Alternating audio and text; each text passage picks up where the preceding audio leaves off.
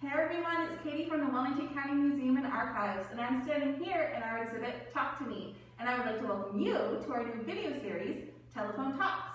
In this video series, you will be meeting many staff throughout the museum as we travel through time, both past and present, as we explore the evolution of the telephone. As part of the Wellington County Collects series, Talk to Me will take a collection from a local Wellington County resident and proudly display them in our museum, giving voice to that resident. In this case, it's Paul Axman. But how does the museum actually decide what a collection is? It's pretty simple, actually. A collection is just a series of groupings or gathering items that interest you and having just them displayed somewhere in your home. So with that in mind, why don't we take a break? We'll go visit Paul and we'll see what he has to say about his personal collection and why is it that he actually collects phones. My name's Paul Axman and I live in Guelph-Eramosa Township and I collect telephones and anything related to telephone history, absolutely anything. There used to be a show on TV called Lassie when I was a little kid. It was a little black and white show and this kid would run to a phone call would come in and the kid would run over and drag his stool up to the wall. It was one of the wooden phones and stuff and he'd get up there and I was just absolutely mesmerized. I always liked mechanical stuff, but this phone that the little guy would, he was probably older than me at that point, was answering, I thought was really neat. So I said something to Dad, and he says, well, that's what Grandpa are still using in Saskatchewan. So the lady who was the operator lived across the street from my grandma, and her husband was the telephone man. He installed it and fixed it. So Dad wrote a letter to Grandma, and about a month and a half later, this box showed up in the mail with a phone in it. So that was it, hell bent for election. We were off and running. First one was the one from my grandparents, and it's the second one on the wall over there. About the same time this was all happening, we lived in Kitchener at that point, and there was a Stanley Park Mall had it was an empty store, and what they would do is just put displays in the storefront until they rented it. So, you know, was over there picking something up for Mom and Dad, and the store had a phone collection in it. And here I'm thinking I'm a big wheel with my 6 different telephones I've got in the basement, and I took a look in this room and I thought, oh my God, I should just cut my stuff up and use it for firewood. Like this was just amazing, the stuff there. I'd never seen stuff like that before. And so again, Dad, you know, at some point went into the mall and said, how do I get hold of this guy? So next thing, the guy's over at our house one Saturday, and he opened a lot of doors. He said, well, you know, there's a club in Canada for phone collectors. He says, you know, we meet 3 or 4 times a year down around Toronto. He says, come on down. So you go down, and as a young collector, a lot of the more seasoned folks, there's 2 trains of thought. It's either, don't bother me, kid, get out of here, or, you know what, come here. You want to collect this stuff and you're serious about it, maybe, you know, passing you stuff under the table or whatever to sort of foster the interest and stuff. So, and it just sort of took off from there.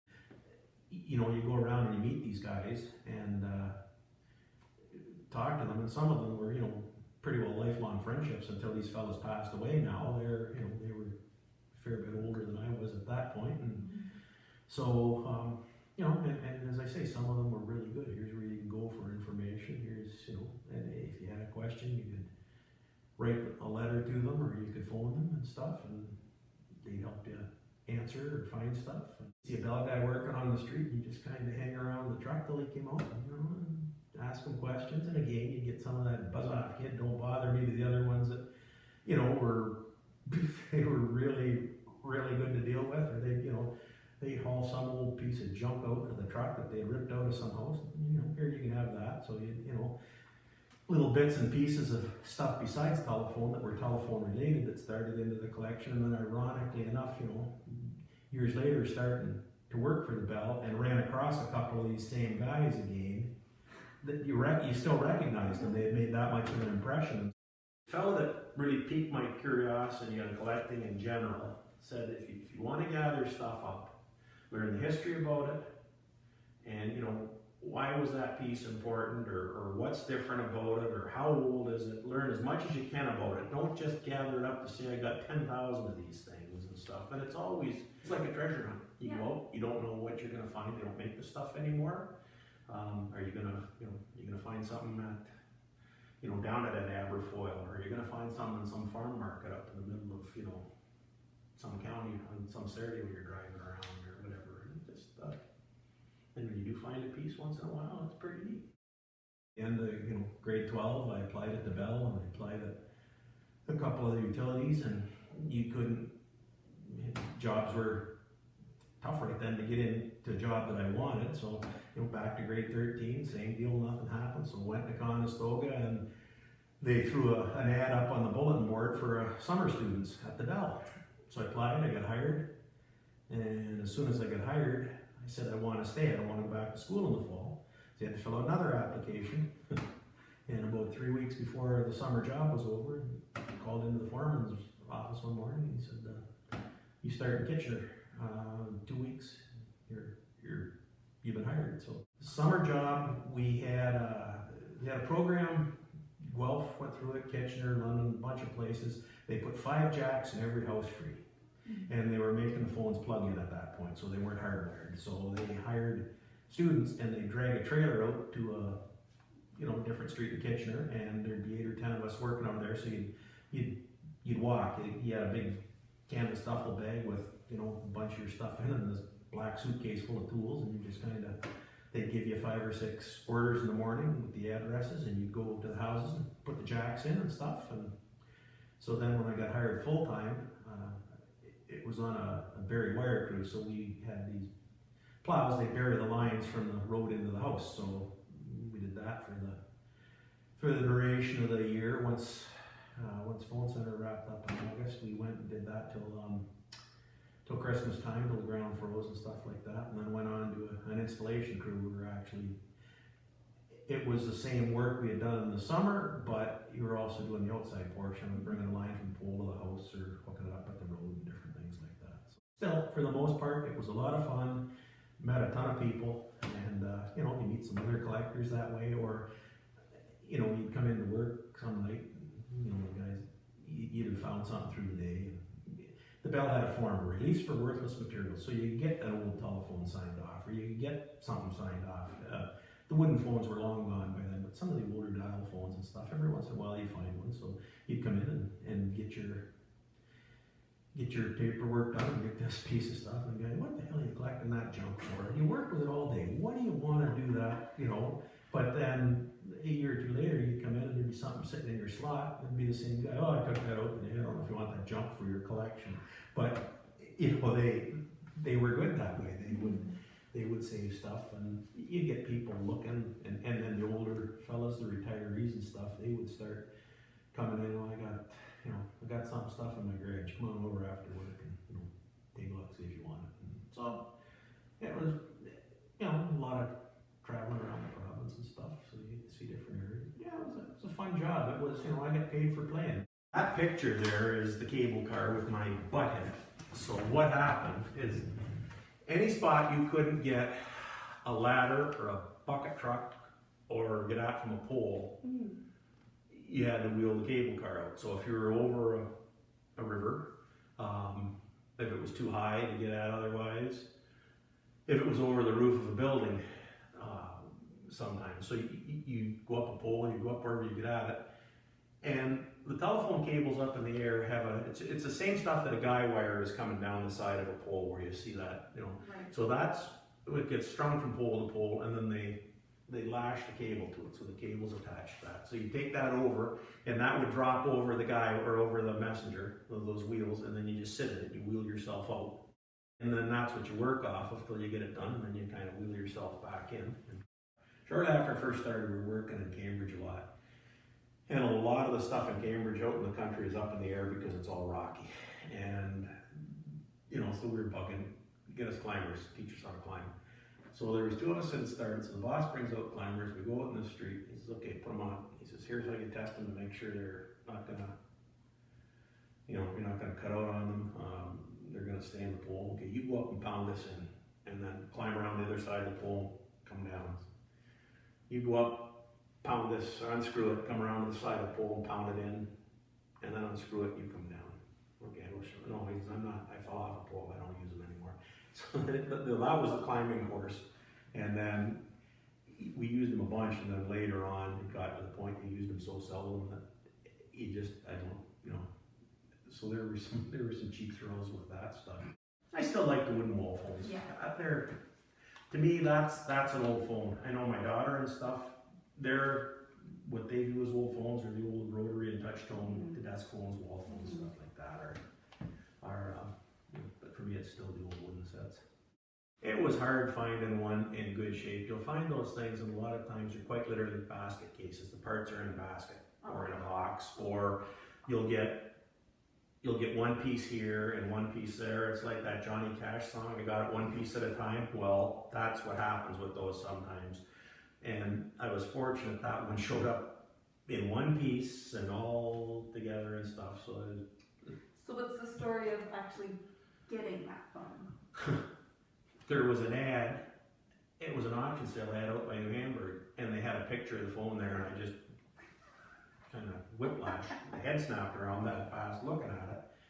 So I said, you know, my wife, Colleen, I said, you know, I'm going to go see if I can get this thing. So I'll come along with you. So we're out there. You know, I'm looking around the room and I see one other phone collector, and I'm okay, is he gonna, you know, and then he kind of waves and sees you later. I said, okay, well, that's one competitor out of the way. But I didn't recognize anybody else, and it goes up and they start bidding. And you know, and I've got a dollar limit I think I'm prepared to go to, and it stops way, way, way short of this, and I'm just kind of sitting there, and I'm just thinking, hurry up and say sold. Just hurry up and say sold. I don't want to, you know, and so bang, sold, and I'm going, and so I go up and get the phone from her, and I'm walking back, and the guy sitting there, you got a hell of a deal on that. Yeah, and I get back, you know, and it's been the same thing with Colleen. And she's, you can stop whispering now. She says, you got it. So yeah, you know, it was just fun. And once in a while, because an auction sale can be such a crapshoot. And there's been 3 or 4 sales in the last 5 or 6 years where longtime collectors have basically auctioned off their collection. Either they passed away and it's been an estate sale, or they've lost interest, or there's been some reason they decided to get rid of stuff. And you go in one time, and you look, and every collector you know in Ontario is sitting there and thinking, I don't have a snowball's chance in hell of walking out of here with anything. And you make out like a gangbuster because what you're after isn't what they're after. And it just, the stars align and bang, bang, bang, and the next time you go in, and it wasn't worth the gas money to get down there. So, and with online auctions and eBay and all that stuff, and I always like to look at something. I don't like buying it from a picture because it's too easy to not see everything in the picture. Yeah. So is there a particular reason why those particular phones were in baskets and not? They're just, like that phone's from about 1880. So the phone's 140 years old now. They were probably used up into the 20s in some spots, I suspect. There might have been the odd one kicking around, but most of them, you know, the bulk of them would have been out of service by 1900 already. So they've either been kept and hung up someplace and treated with some respect, or they've been sitting out in the drive shed and got all kinds of hell. The one in the far corner there, the long distance set, the other long one of the girls from work called one day and said, oh, Dad's bought a place in Kitchener, he's having a garage sale this weekend. She says, there's some phone stuff out there. So she says, you know, I said, oh, okay, well, you know. So she gave me, because her dad retired from the Bell, so she gave me the phone number and I phoned. I went out after work that night. And here he's got that phone, it's missing the battery box on the bottom, but it looks like it's been whitewashed. He raised chickens. And it's been sitting up on the boards of the chicken coop, and it's just covered in chicken poop. But it cleaned off really, really nice. And the battery box was missing, but another collector who's a friend of mine up in Harrison, he found the battery, and the finish and everything, like it was another one of those serendipity things. Everything just lined up and came together. So if a young person is interested in starting their own collection, what is one very important piece of information or advice that you would give them? I would do it because you're having fun with it. Do it because you know, if you're just doing it because you want to try and corner the market and make a ton of money, that's the wrong reason. That's the wrong reason to get into any hobby, I think. It's just, there's an awful lot of people you'll meet that, and it's like any other hobby. Some of them are, and then there's other, you make some lifelong friendships too with it. And, you guys will, you get into a pile of stuff that's a little bigger than you want to deal with. There, guys will come along and give you a hand, and it just, it's fun. It's a really neat hobby. It's a, have fun with whatever your hobby is. Phones have a pretty rich history, and they're pretty fun to tinker with, just like what Paul likes to do. Join us next time in our Telephone Talk series as we explore early telephones and how they've developed over time. But if you are interested in starting your own collection or have a collection and are kind of interested in displaying it in the museum, just visit us at wellington.ca/museum underneath the Exhibits tab, and all the information will be there for you. We'll see you next time.